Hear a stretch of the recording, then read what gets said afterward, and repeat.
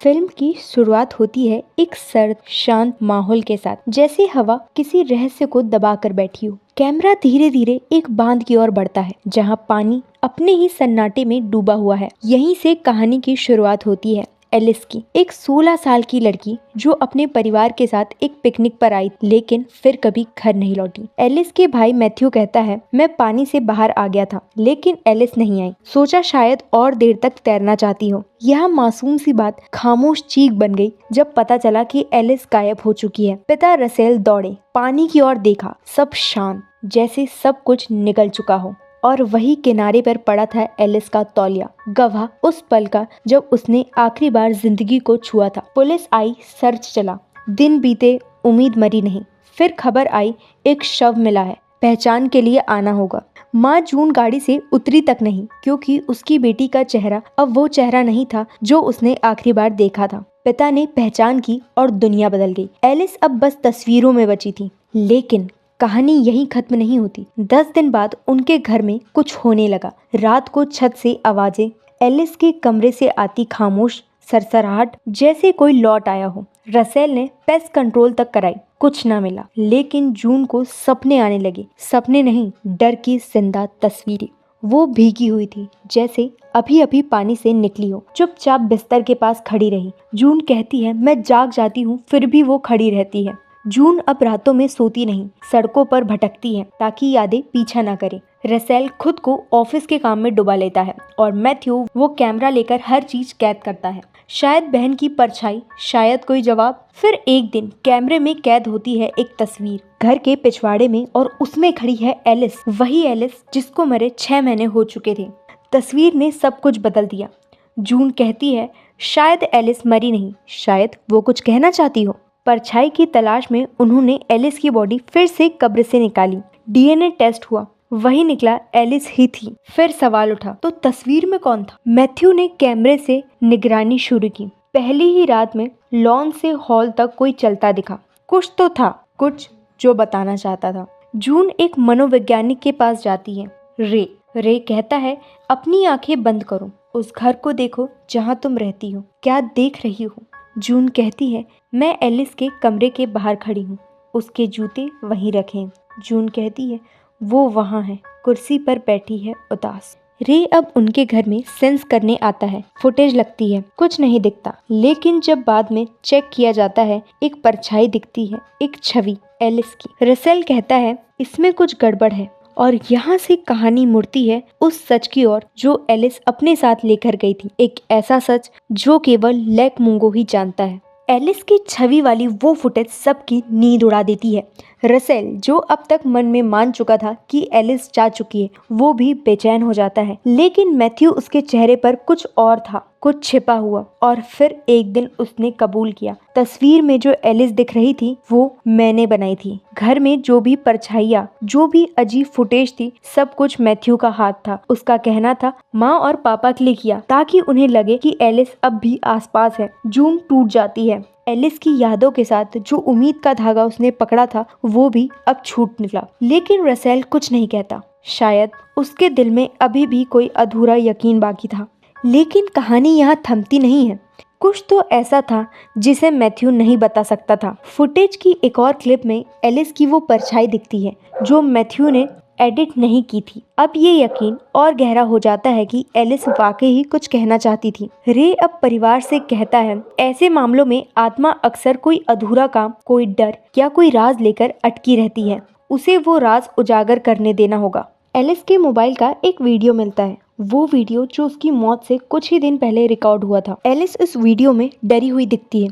वो खुद को एक टॉर्च के साथ रिकॉर्ड कर रही है और कैमरे के पीछे अंधेरा है, एकदम काला। वो कहती है, मुझे नहीं पता क्या है, लेकिन मैं इसे देखती हूँ हर रात। फिर कैमरा उस चीज की तरफ घूमता है और वहाँ एक परछाई खड़ी होती है। वो परछाई जो एलिस की ही लगती है, लेकिन उसका चेहरा पानी से सूजा हुआ है, डरावना, जैसे वो मरे हुए समय से लौटी हो। यही था वो चेहरा जिसे जून ने सपने में देखा था। यही वो चेहरा था जिससे एलिस खुद डर रही थी। जैसे अपनी मौत उसे पहले ही दिख गई थी। एलिस जान चुकी थी कि कुछ गलत होने वाला है। उसने अपने माँ बाप से कुछ नहीं कहा, शायद इसीलिए क्योंकि वो नहीं चाहती थी कि कोई और डर में जिए। लेकिन डर छिपाने से नहीं जाता, वो फैलता है दीवारों में, खिड़कियों के बाहर और उन सपनों में जो नींद से ज्यादा जागते हुए आते हैं। फिर परिवार उस जगह जाने का फैसला करता है जहां एलिस आखिरी बार अकेले गई थी, लेक मुंगो। रे कहता है अगर कुछ छूटा है तो वही मिलेगा। लेक मुंगो एक वीरान, सूखा, रहस्यमयी मैदान। वहाँ का मौन ऐसा है कि जैसे वक्त भी वहीं चलना भूल गया हो। जून, रसेल और मैथ्यू वहाँ पहुँचते हैं और उस जगह पर आते हैं जहाँ एलिस की डायरी और मोबाइल मिला था। जून जैसे ही उस पेड़ के नीचे बैठती है, कुछ महसूस करती है। कैमरा रिकॉर्ड कर रहा है और जब वो फुटेज बाद में चेक करते हैं, उसमें एलिस दिखती है, दूर, बिल्कुल अकेली, मिट्टी से सनी हुई, गीले कपड़ों में, और उसका चेहरा वही डूबा हुआ, बेजान और भयावह। रसेल कहता है ये एलिस थी, लेकिन कोई और भी थी, वो एलिस नहीं जो हम जानते थे। मैथ्यू धीरे से कहता है शायद वो हमें अलविदा कहने आई थी, और यही वो पल था जब परिवार ने एलिस को जाने दिया। वो चीज जो उसे बांध कर रखी थी वो अब टूट गई थी। लेकिन क्या ये सच में अंत था या फिर कोई और परत बाकी थी एलिस की जिंदगी की, उसके रहस्यों की, या उस डर की जो अब भी लेक मुंगो की रेत में दबा हुआ है। लेक मुंगो से लौटने के बाद सब कुछ धीरे धीरे शांत हो गया था, जैसे एलिस की आत्मा जो बरसों से कुछ कहने को अटकी थी अब आखिरकार मुक्त हो गई हो। लेकिन किसी के जाने से क्या सचमुच सन्नाटा हो जाता है? नहीं, कभी कभी उनके जाने के बाद ही असल शोर शुरू होता है मन के भीतर। जून कहती है मैंने सपना देखा, एलिस खड़ी थी मेरे कमरे के दरवाजे पर इस बार वो मुस्कुरा रही थी। कोई डर नहीं, कोई चीख नहीं, बस एक अलविदा जो शब्दों से नहीं आंखों से कहा गया हो। मैथ्यू अब कैमरा उठाता है तो उसमें डर नहीं, सुकून होता है। वो अब सिर्फ बहन की परछाई खोजने वाला लड़का नहीं, बल्कि उसका आखिरी स्मरण लेकर जाने वाला इंसान बन गया है। रसेल जो हमेशा सबसे शांत दिखता था, अब अपने काम में कम और घर में ज्यादा वक्त बिताने लगा है। वो भी जान चुका है कि कुछ बातें जो जुबान से नहीं निकली, उन्हें सिर्फ महसूस किया जा सकता है। लेकिन फिल्म का सबसे डरावना और सबसे दिल तोड़ देने वाला मोड़ अब आता है, जब अंत में मैथ्यू पुरानी वीडियोस की क्लिप चेक कर रहा होता है। उसे एलिस की कुछ और झलकियां दिखती हैं, ऐसे पलों में जहां कोई नहीं था, अलग अलग जगहों पर, घर के कोनों में, कैमरे के बाहर, हॉल में, रसोई में, एलिस की परछाई बार बार रिकॉर्ड हो रही थी। मतलब एलिस कभी गई ही नहीं थी, वो पूरे समय वहां थी, उनके बीच देख रही थी, महसूस कर रही थी, शायद इंतजार कर रही थी कि कोई उसके उस डर को देखे जो वो अपने साथ लेकर जीती रही। और फिर वो आखिरी क्लिप आती है, लेक मुंगो में, जहां एलिस अकेली खड़ी है, पीछे कोई नहीं, सामने सिर्फ सूनापन और मृत मिट्टी का मैदान। वो अपनी परछाई से डरती है, वो गीली जमीन में कुछ खोजती है, और तभी एक काली आकृति उसके सामने आ खड़ी होती है। वही चेहरा, वही गीलापन, वही डूबा हुआ रूप जो एलिस खुद बन चुकी थी। वो अपनी ही मौत से मिलने आई थी।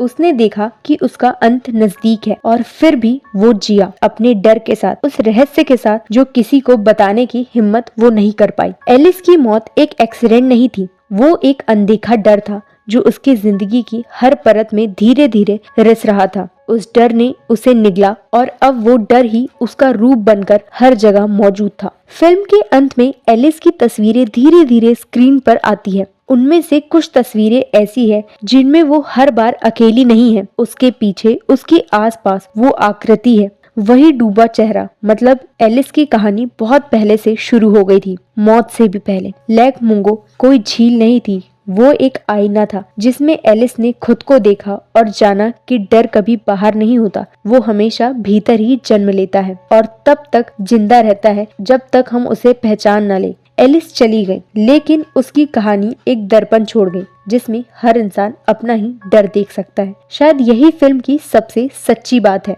कि डर कभी मरा नहीं करता, वो बस शक्लें बदलता है और हमारे सबसे अपने लम्हों में छिपकर बैठ जाता है।